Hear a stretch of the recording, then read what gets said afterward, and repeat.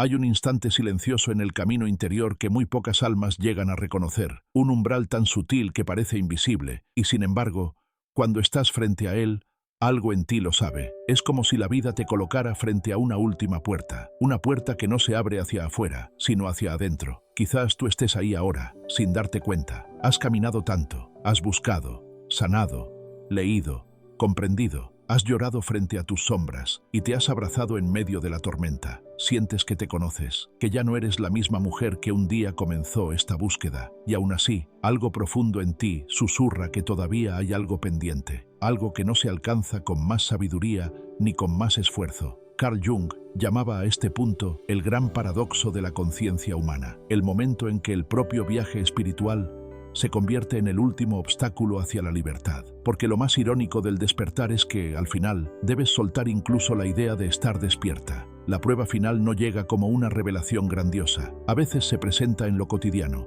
mientras preparas café una mañana cualquiera, mientras miras tu reflejo y te preguntas quién es esta mujer que ha pasado tantos años trabajando en sí misma. Y de pronto, la pregunta surge, desnuda, clara, implacable. ¿Quién soy si ya no necesito seguir transformándome? Esa pregunta no nace del ego, sino del alma. Es la voz silenciosa que corta la niebla y te muestra la arquitectura secreta de tu identidad espiritual. Y en ese instante, algo se quiebra. Te das cuenta de que el ego no muere con el trabajo interior, sino que aprende a vestirse de sabiduría. Aprende a hablar en el lenguaje de la sanación, a esconderse detrás de tus logros emocionales, a construir un templo dentro de ti mismo, donde él sigue siendo la figura central. Así nace lo que Jung llamaba la inflación espiritual, cuando el alma, embriagada por su propio conocimiento, se vuelve prisionera de sí misma. Has aprendido a reconocer tus proyecciones, a integrar tu sombra, a cuidar de tu niña interior, y sin embargo, comienzas a identificarte con la mujer que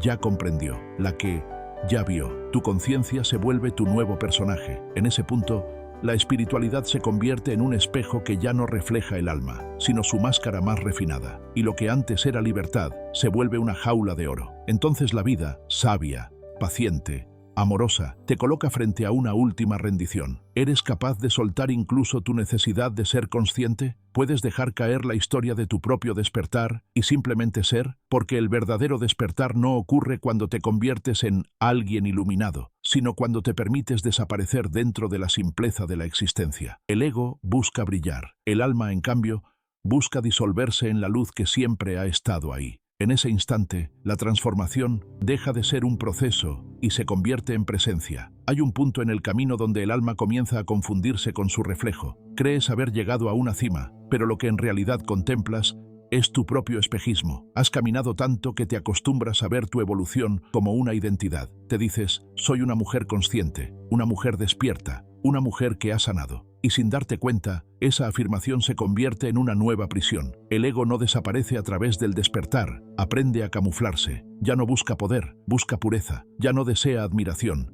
desea reconocimiento espiritual. Y esa es su forma más sutil de supervivencia, esconderse detrás de lo que crees haber trascendido. Jung observó esta trampa en los buscadores más avanzados, aquellos que, después de integrar sus sombras, comenzaban a sentirse diferentes de los demás. Esa sensación de ver lo que otros no ven se convertía en una droga dulce, una especie de orgullo sagrado que corrompía en silencio la autenticidad de su camino. Era lo que él llamaba el veneno suave de la inflación espiritual, porque cuando comienzas a identificarte con la luz, olvidas que también eres oscuridad. Cuando te sientes más consciente que otros, la compasión se endurece, y sin notarlo, la sabiduría se vuelve juicio. En las relaciones, empiezas a explicar los comportamientos ajenos desde la psicología, a diagnosticar las heridas de los demás con precisión quirúrgica. Tus palabras, antes llenas de empatía, ahora llevan una carga de corrección disfrazada de consejo, y así, sin quererlo, el conocimiento se convierte en un arma. Ya no estás mirando con el corazón, sino con el intelecto espiritual que exige coherencia y perfección. Este es el punto donde muchas almas se detienen. Confunden el alivio del entendimiento con la llegada al destino. Creen que su claridad es señal de completitud, sin darse cuenta de que la mente puede construir templos con los ladrillos del ego. El alma femenina, intuitiva por naturaleza, percibe este cansancio. Siente que algo no encaja, que la búsqueda se ha vuelto pesada, como si la sabiduría que debía liberarla ahora la mantuviera atada a un ideal invisible. Esa sensación de ya debería estar bien, ya debería haberlo superado, es el eco del ego espiritual exigiendo resultados. Pero la conciencia no se mide por lo que comprendes, sino por la capacidad de quedarte en silencio cuando todo lo que sabes deja de servirte. Cuando ya no hay nada que analizar, nada que mejorar, y simplemente puedes respirar sin nombrarte, sin explicarte, sin justificar tu existencia. Ahí comienza la verdadera libertad, cuando te das permiso de no ser la mujer que sana, que enseña, que comprende, sino simplemente la mujer que es. Jung decía que la psique más elevada no es la que acumula comprensión, sino la que se atreve a soltarla toda, porque el alma no se ilumina con teorías.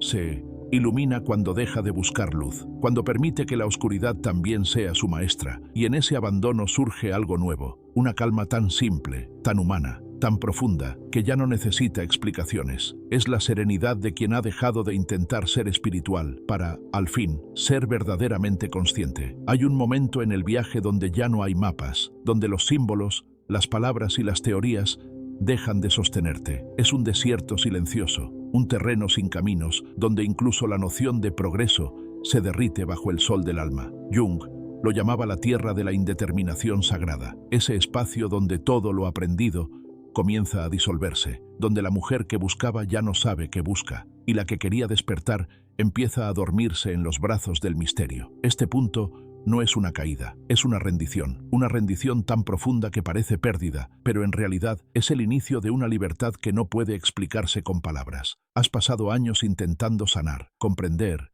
integrar, trascender, y de pronto el alma susurra, ya basta, no con enojo, sino con ternura, como una madre que toma las manos de su hija y le dice, descansa, no tienes nada más que demostrar. La conciencia se da cuenta entonces de su propia trampa, de que incluso la búsqueda de pureza, de paz, de equilibrio, ha sido otra forma de resistencia, otro intento de controlar la vida. El ego espiritual, agotado de tanto perfeccionarse, se derrumba, y en ese derrumbe aparece la gracia. Ya no necesitas ser la mujer fuerte, la despierta, la sabia.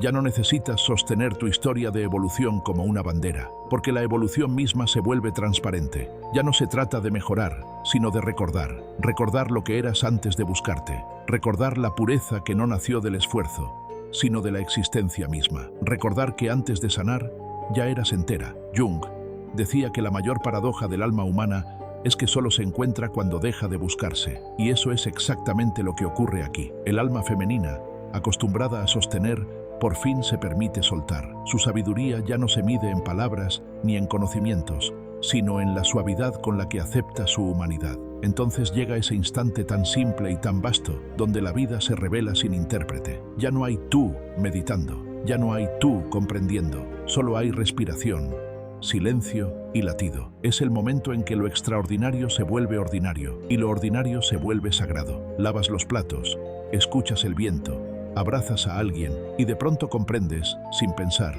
que la iluminación no es una cima, sino una quietud que habita lo cotidiano. Cuando llegas aquí, el alma ríe suavemente, como si despertara de un largo sueño. Descubre que nunca hubo nada que alcanzar, porque el hogar siempre estuvo en el centro de su propia presencia. La verdadera sabiduría no te hace sentir especial, te hace sentir humana. Y esa humanidad, tan simple y tan vasta, es el rostro de lo divino que Jung buscó describir, pero que solo el alma puede realmente vivir. Después de la tormenta del alma, algo cambia para siempre, no de manera visible, sino como una corriente invisible bajo la piel. El alma que se ha rendido comienza a moverse con una suavidad desconocida. Ya no camina para llegar a ningún lugar, camina porque el movimiento es parte del ser.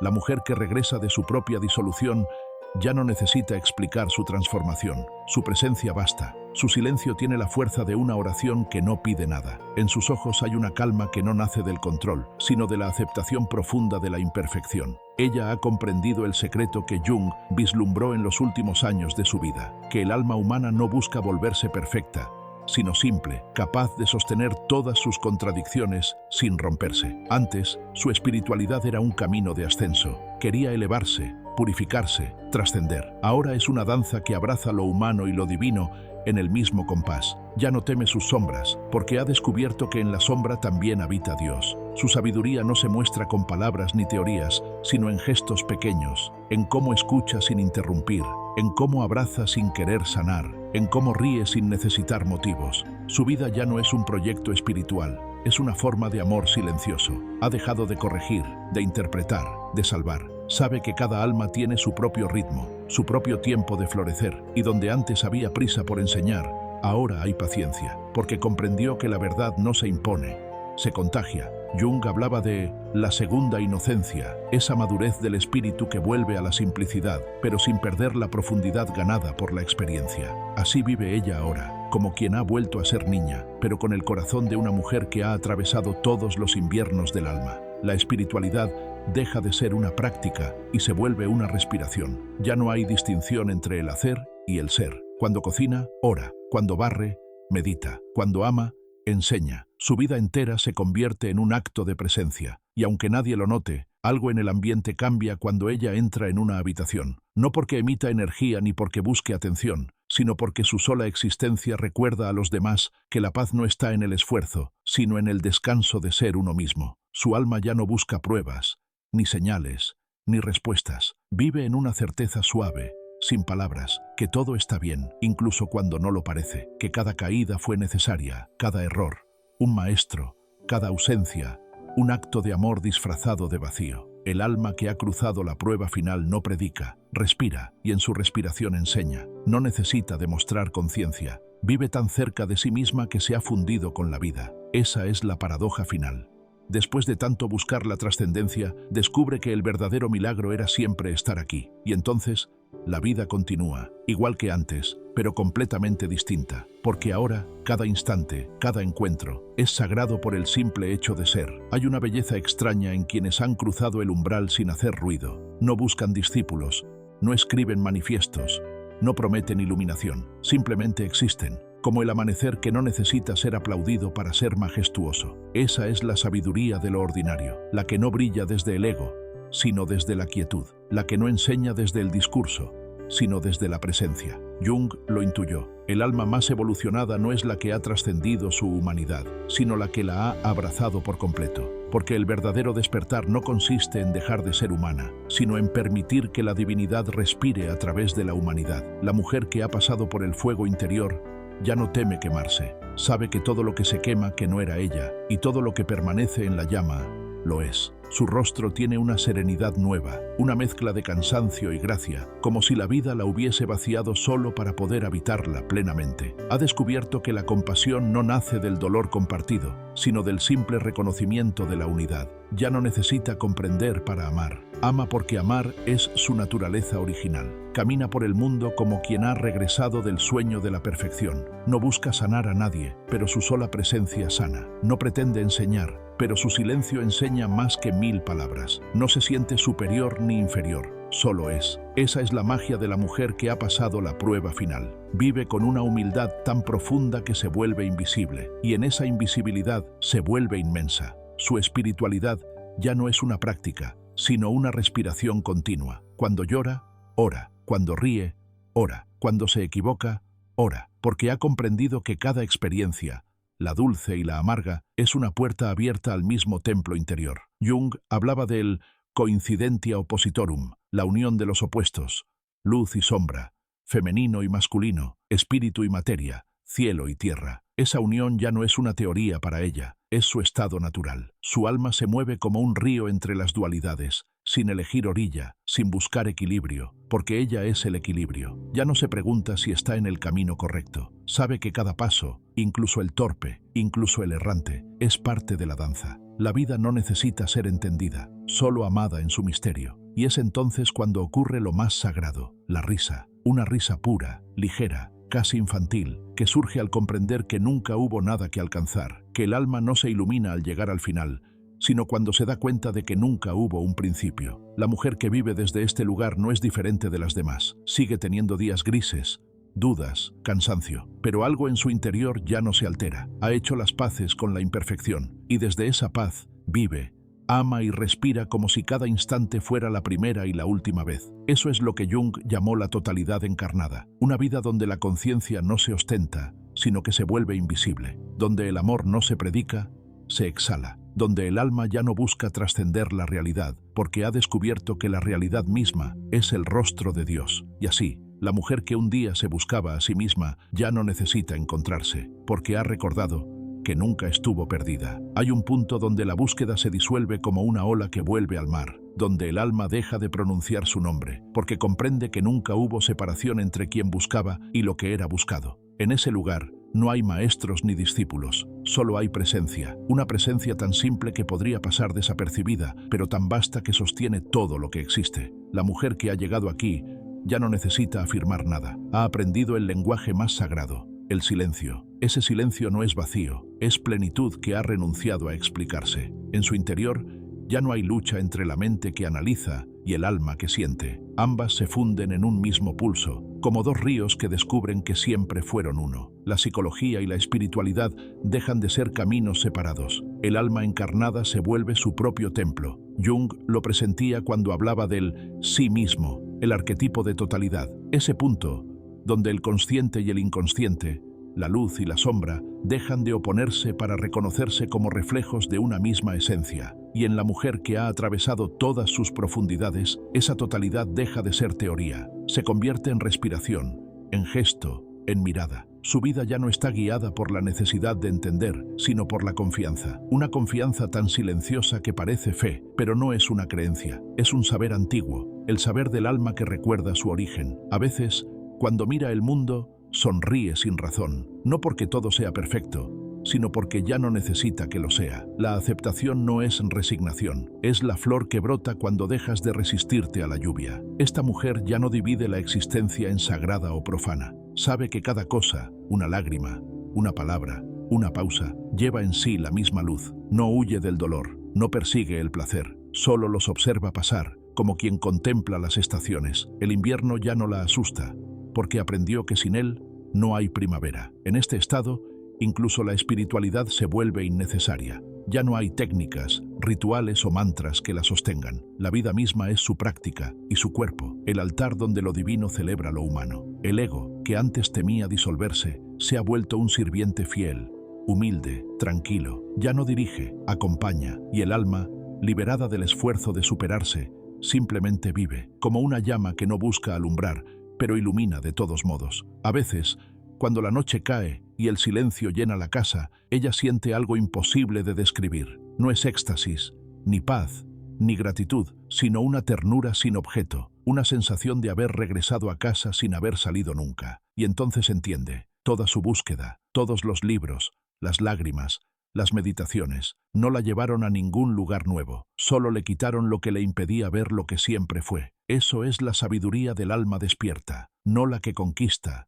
sino la que recuerda, no la que asciende, sino la que se entrega, no la que brilla, sino la que se apaga suavemente para dejar que la luz sea luz sin nombre. Y cuando esa luz se funde con el silencio, cuando ya no hay yo ni tú, solo la respiración del universo expandiéndose en su pecho, la mujer comprende, sin pensarlo, que la iluminación no es un destino, sino una forma de estar presente en el misterio. Así termina el viaje, no con una explosión de revelación, sino con una caricia invisible, la certeza silenciosa de que nunca hubo nada que alcanzar, porque el alma, incluso cuando se sentía perdida, siempre estuvo en casa.